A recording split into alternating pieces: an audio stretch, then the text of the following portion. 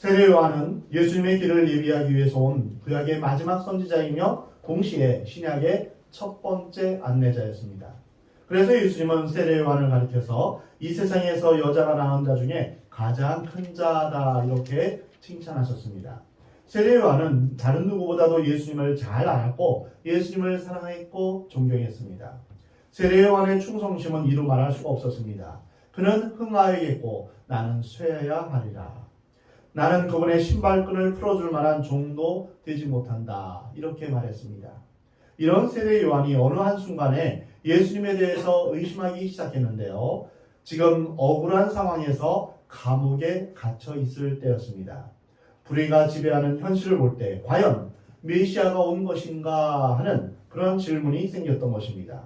오실 그이가 당신이십니까? 아니면 우리가 다른 사람을 기다려야 됩니까? 오실 메시아가 당신이라면 왜 오늘의 현실은 여전히 암담합니까? 이렇게 질문한 것입니다.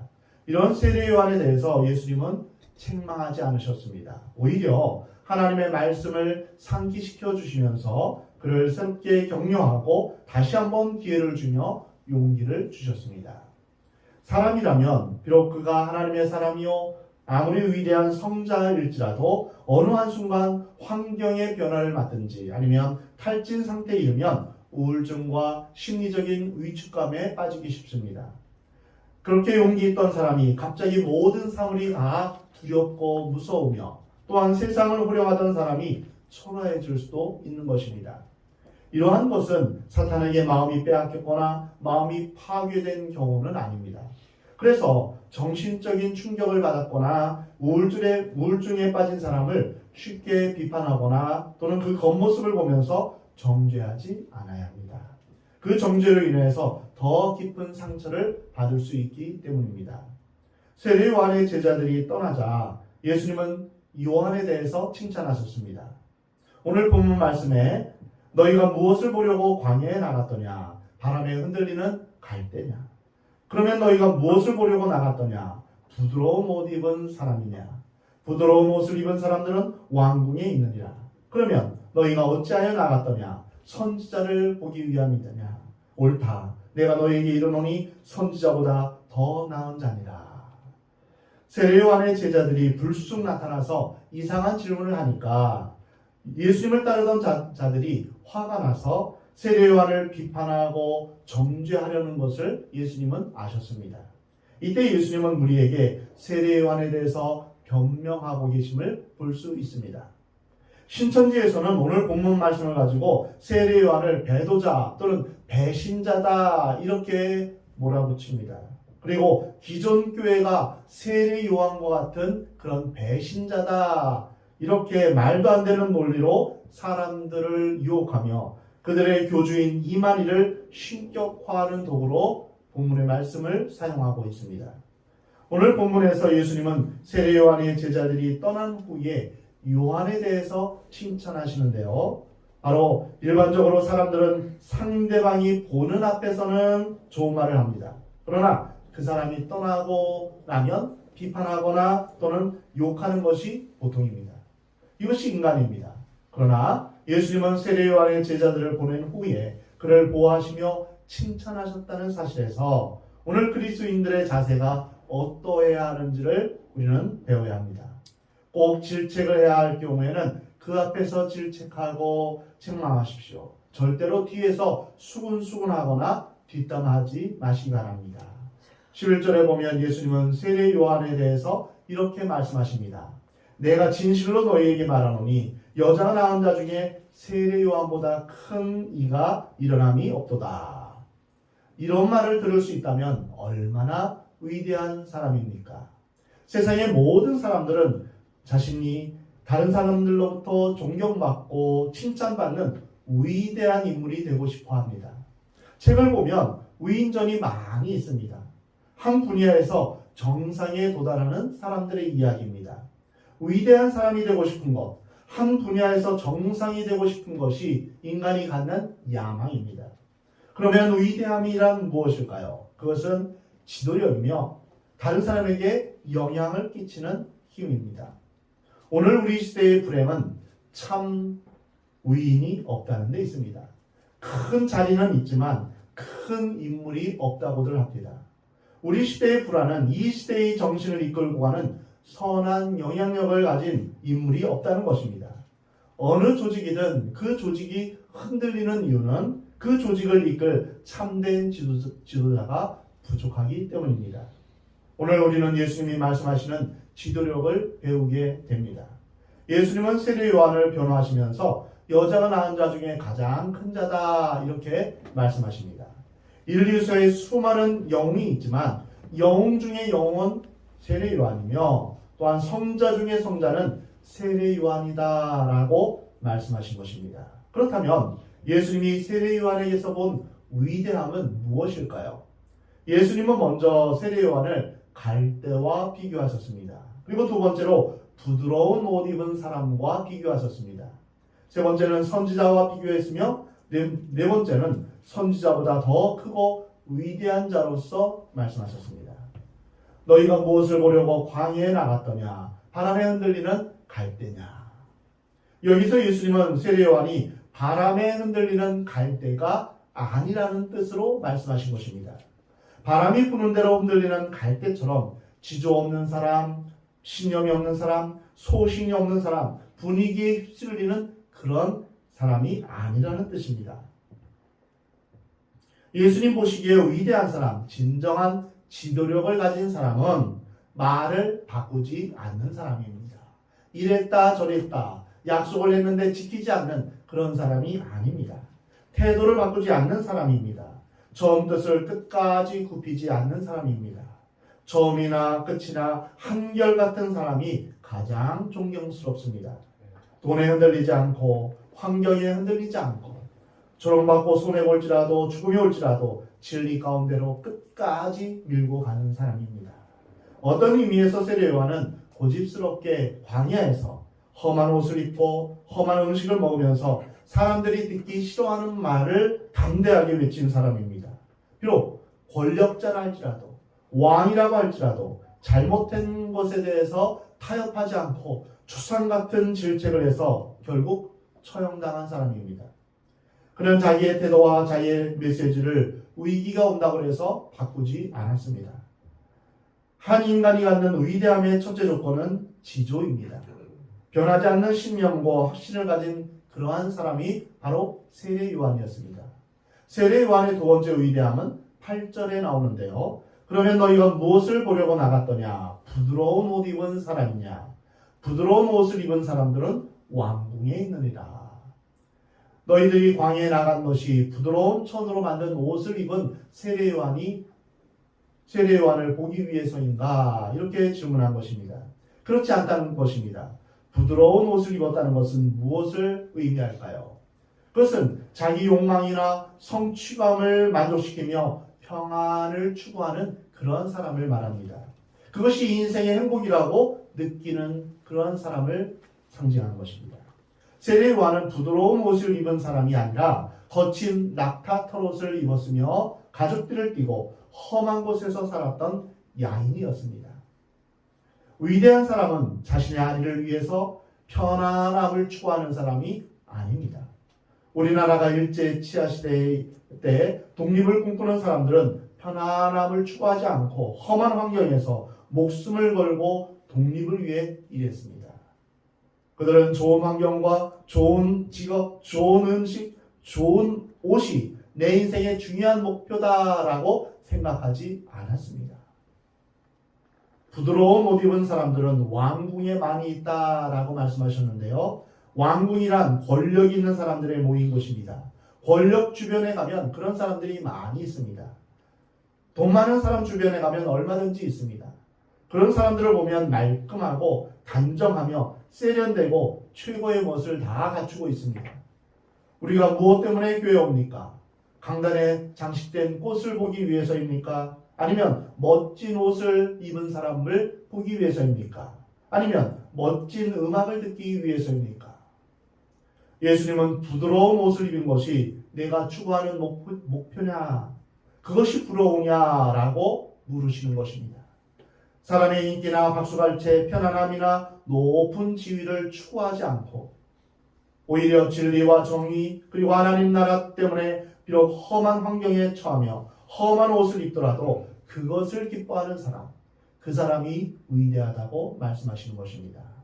세 번째로 위대한 사람은 선지자와 같은 사람입니다. 오늘 본문 9절 말씀입니다. 그러면 너희가 어찌하여 나갔더냐? 선지자를 보기 위함이었더냐? 옳다. 앞서 변함없는 확신과 신념과 지조를 가진 것이나 자신의 명예와 행복을 추구하지 않는 것, 이것은 예수님을 안 믿는 사람도 가질 수 있는 위대함입니다. 그러나 이 세 번째는 다릅니다. 이것은 세상 사람들에게는 없는 것입니다. 진정 위대한 사람은 양심의 소리를 들을 뿐 아니라 하나님의 음성을 듣는 사람입니다. 선지자는 하나님의 음성을 들을 뿐 아니라 하나님의 음성을 거부하는 죄 많은 세상 가운데 하나님의 음성을 전해주는 그런 역할을 담당했던 사람입니다. 세례 요한에게는 불같은 메시지가 있었습니다. 정치, 경제뿐 아니라 영적으로 도덕적으로 썩어져가는 종교 지도자들과 유대인들을 향하여 독사의 자식들아, 누가 너희에게 장차올 진노를 피하라 하더냐, 이렇게 불같은 메시지를 선포했습니다. 유대인들은 말라기 선지자의 예언을 끝으로 무려 400년 동안 하나님의 음성을 듣지 못했습니다. 유대인들은 메시아를 기다리는 것과 같이 하나님의 음성을 들려줄 그러한 선지자를 기다렸습니다. 인생 최대의 목마름은 하나님의 음성을 듣지 못하는 갈증입니다. 선지자가 없으면 하나님의 음성을 들을 수가 없었습니다. 400년 동안 단비가 든 그런 하나님의 말씀을 들을 수 없었던 것입니다. 그래서 그들은 비가 오지 않아 쩍쩍 갈라진 마른 땅처럼 갈기갈기 찢어진 마음으로 하나님 말씀을 전하는 사람을 간절히 기다렸던 것입니다. 그러나 아무도 하나님의 음성을 들려주는 사람이 없었습니다. 그러던 차에 불같은 메시지가 광야에서 세례 요한을 통하여서 터져나온 것입니다. 9절에 선지자보다 더 나은 자다라고 세례 요한을 칭찬하셨습니다. 예수님께서 세례 요한을 여자가 낳은 자 중에 가장 큰 자라고 하신 것은 구약의 이사야, 예레미야 등 수많은 선지자들보다 더 나은 선지자라고 말씀하신 것입니다. 구약에서 가장 존경받는 사람들이 선지자들이었습니다. 비록 그들이 고통스럽고 비참한 삶을 살았다 할지라도 그 이상의 하나님의 사람은 없었습니다. 이런 하나님의 사람들보다 더 크고 위대한 사람이 세례 요한이다 라고 말씀하신 것입니다. 그러면 세례 요한에게서 발견되는 가장 위대한, 마지막 위대한 점은 무엇입니까? 선지자보다 더 큰 역할은 무엇입니까? 오늘 본문 10절 말씀입니다.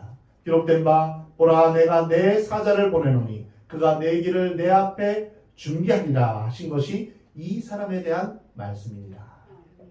이 말씀은 말라기 3장 1절 말씀을 이제 인용한 것입니다. 구약의 선지자들은 하나님의 음성을 듣고 사람들에게 전해주었습니다. 그런데 모든 예언의 초점은 메시아였습니다.